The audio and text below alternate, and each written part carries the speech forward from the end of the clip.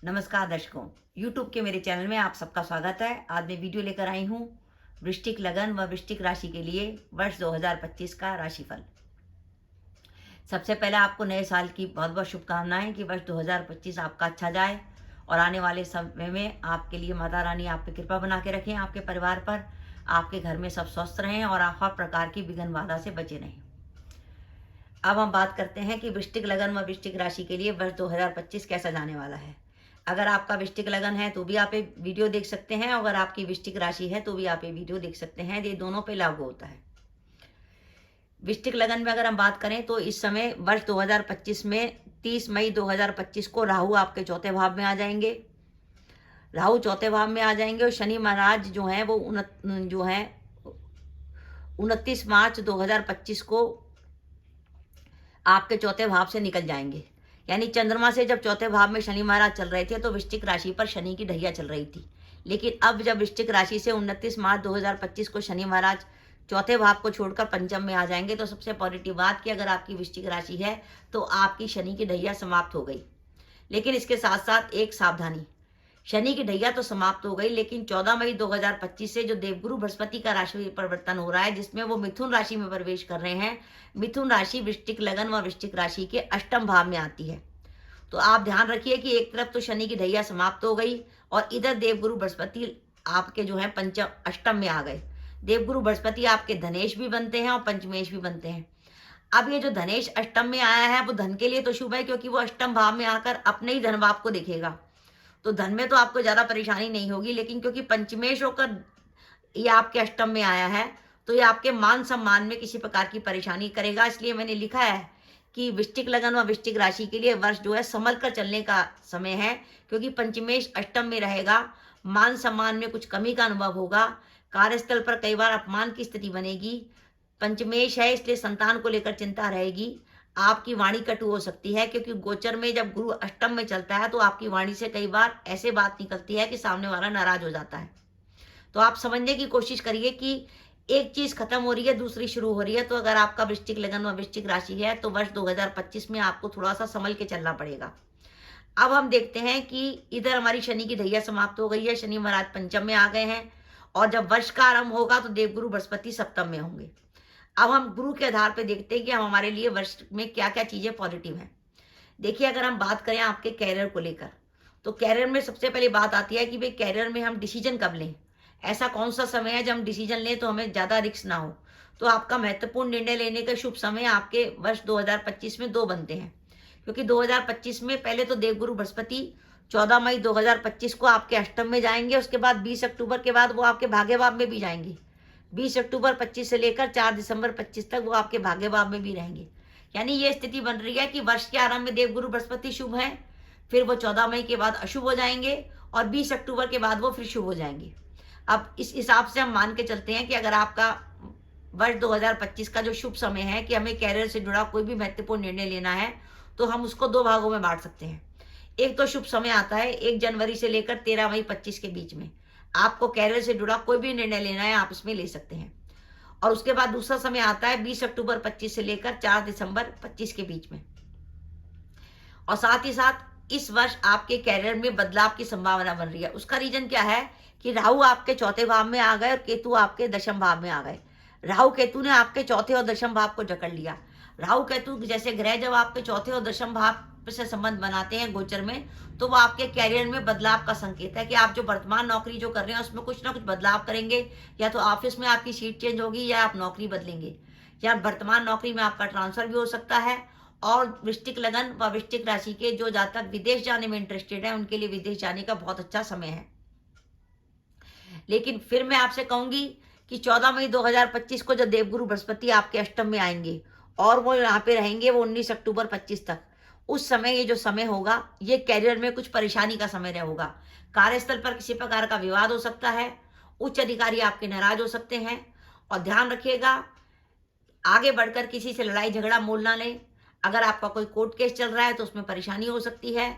और माता पिता के स्वास्थ्य को लेकर आपको चिंता रहेगी, मन कुछ अशांत रहेगा, खर्चे आपके ज़्यादा होंगे। और जब तक गुरु 14 मई 25 से लेकर 19 अक्टूबर 25 तक आपके अष्टम में रहेंगे, आपको काम में मेहनत भी अधिक करनी पड़ेगी। ये तो है सावधानी आपकी। धन के लिए गुरु शुभ रहेंगे, क्योंकि गुरु अष्टम में आकर आपके उसको देखेंगे, अपने धन भाव को। तो ये 14 मई 25 से 19 अक्टूबर 25 तक गुरु धन के लिए शुभ है। और वर्ष के आरंभ में, क्योंकि देवगुरु बृहस्पति सप्तम में गोचर कर रहे हैं, तो जो वृश्चिक लगन व वृश्चिक राशि के जातक विवाह के इंतजार में थे, उनका विवाह तय हो सकता है। और 20 अक्टूबर 25 के बाद देवगुरु बृहस्पति क्योंकि भाग्य भाव में आ जाएंगे, तो इसलिए दो दंपत्ति संतान प्लान करना चाहते हैं, संतान प्लान कर सकते हैं। अगर आप लंबे समय से प्रॉपर्टी में निवेश करने का सोच रहे थे, तो आप इस वर्ष प्रॉपर्टी में निवेश करने का अच्छा समय आता है। 14 मई 25 से लेकर 19 अक्टूबर 25 के बीच में आप प्रॉपर्टी का निवेश कर सकते हैं। और बाई चांस आपकी कुंडली में गुरु की, मंगल की या शुक्र की दशा अंतर्दशा चल रही है, तो वाकई ये समय आपके लिए प्रॉपर्टी में निवेश के लिए बहुत अच्छा समय है। इस वर्ष राहु आपके चौथे भाव में रहेंगे और केतु दशम में रहेंगे, तो जो लोग पॉलिटिक्स में हैं उनके लिए शुभ समय है।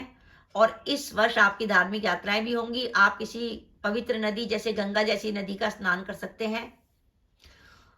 तो पर ओवरऑल मैंने आपको जैसे बताया कि ये समय कुछ उतार चढ़ाव का समय है। समय इस तरीके से चल रहा है जैसे ईसीजी चलती है, कि वर्ष का आरंभ आपको अच्छा लगेगा। 1 जनवरी से जो समय शुरू होगा वो 13 मई 25 तक काफी अच्छा रहेगा।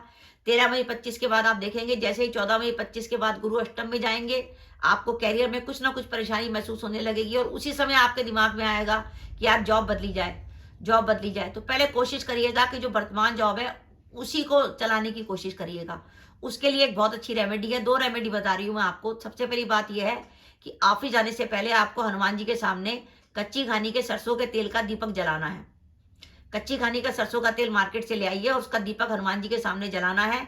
और उस दीपक में 2 साबुत लौंग डालनी है, लौंग टूटी हुई ना हो, अखंडित लौंग डालनी है।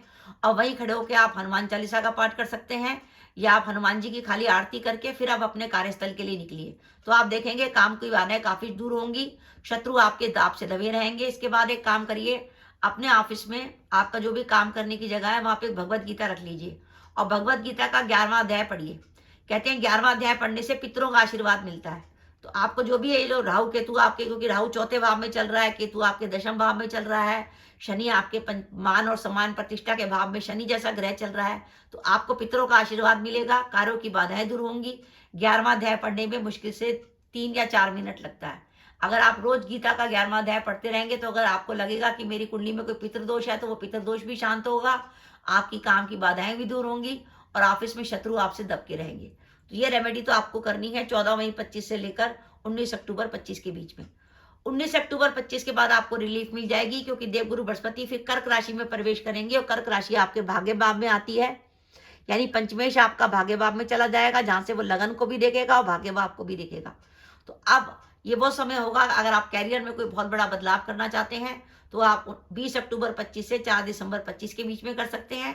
और स्टार्टिंग में तो आपको ऑप्शन मिलेगा ही 1 जनवरी से 13 मई 25 के बीच में। इसके अलावा राहु की रेमेडी करिएगा, क्योंकि राहु चौथे भाव में चलेगा। चौथा भाव हमारा मन है, मन के भाव पे अगर कोई पापी ग्रह चलता है तो मन परेशान रहता है। तो राहु की बहुत अच्छी रेमेडी है, आप बुधवार या शनिवार को बहते पानी में कोले प्रवाहित कर सकते हैं, कुत्ते को रोटी खिला सकते हैं।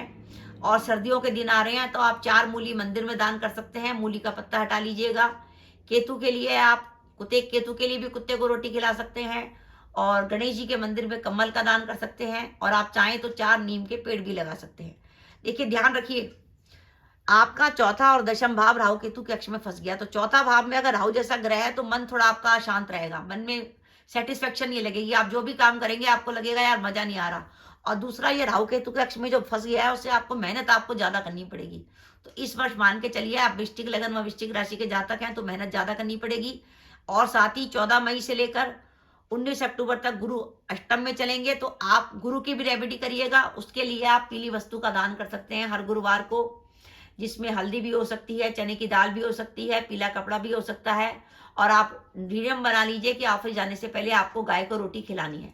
तो इस तरीके से आपको रेमेडी करनी पड़ेगी। अगर आप रेमेडी करते रहेंगे तो काफी अच्छी इन चीजों से निकल जाएंगे। और एक बात का ध्यान रखिए, बाई चांस आपकी कुंडली में दशाएं बहुत अच्छी चल रही हैं, जैसा आपका वृश्चिक लगन है और आपकी कुंडली में मंगल की, गुरु की, चंद्र की या सूर्य की दशा अंतदशा चल रही है, तो एक गोचर आपको ज्यादा परेशान नहीं करेगा, क्योंकि दशा आपको संभाल लेगी। लेकिन अगर आपकी दशाएं कुछ नेगेटिव हुई, जैसे द्वादश शुक्र की चल रही होगी आपके, या अष्टमेश बुध की चल रही होगी, या राहु केतु की दशा अंतदशा चल रही होगी, तो आप थोड़ी सी परेशानी ज्यादा होने की संभावना है। इसलिए अगर आपकी दशाएं शुभ चल रही हैं, आपको पता है आपकी कुंडली में मंगल की, लग्नेश मंगल की, पंचमेश गुरु की, भागेश चंद्र की या दशमेश सूर्य की दशाएं चल रही हैं, तो निश्चित हो जाइए ये गोचर आपको ज्यादा परेशान नहीं करेगा, क्योंकि गोचर एक सेकेंडरी चीज है। सबसे पहले कुंडली की दशाएं हम पे असर डालती हैं, उसके बाद गोचर का प्रभाव आता है। हमें प्रॉब्लम तब ज्यादा होती है जब दशाएं भी नेगेटिव होती हैं, गोचर भी नेगेटिव आ जाता है, तब उस समय प्रॉब्लम होती है। तो ध्यान रखिए, आपका वृश्चिक लगन व वृश्चिक राशि है और आप कैरियर से जुड़ा कोई भी महत्वपूर्ण निर्णय लेना चाहते हैं, जॉब बदलना चाहते हैं, कुछ भी करना चाहते हैं, व्यापार में किसी नए काम की शुरुआत करना चाहते हैं, तो उसके लिए समय है 1 जनवरी 25 से लेकर 13 मई 25 के बीच में, और दूसरा समय आता है 20 अक्टूबर 25 से लेकर 4 दिसंबर 25 के बीच में। आप इन सब बातों को ध्यान से सुनिए, और अगर आपको कोई प्रॉब्लम होती है तो आप मेरे व्हाट्सएप पे कमेंट कर सकते हैं। इसके अलावा ध्यान रखिएगा, 14 मई से लेकर 19 अक्टूबर तक देवगुरु बृहस्पति आपके अष्टम में रहेंगे। जब गुरु जैसा ग्रह अष्टम में रहता है, वो पंचमेश होकर अष्टम में रहे हैं, तो कई बार कार्यस्थल पर अपमान की भी स्थिति बनती है। आगे बढ़कर किसी से भी लड़ाई झगड़ा मोल मत लीजिए। अगर कोई पुलिस केस बनता है तो आप प्रॉब्लम में आ जाएंगे, और वर्तमान में अगर आपको कोई कोर्ट केस चल रहा है तो उसमें भी प्रॉब्लम होने की संभावना बनती है। तो दर्शकों, ये मेरा वीडियो था कि वृश्चिक लगन और वृश्चिक राशि के लिए वर्ष 2025 कहते हैं कैसा जाने वाला है। आपको पुनः नव वर्ष की बधाई।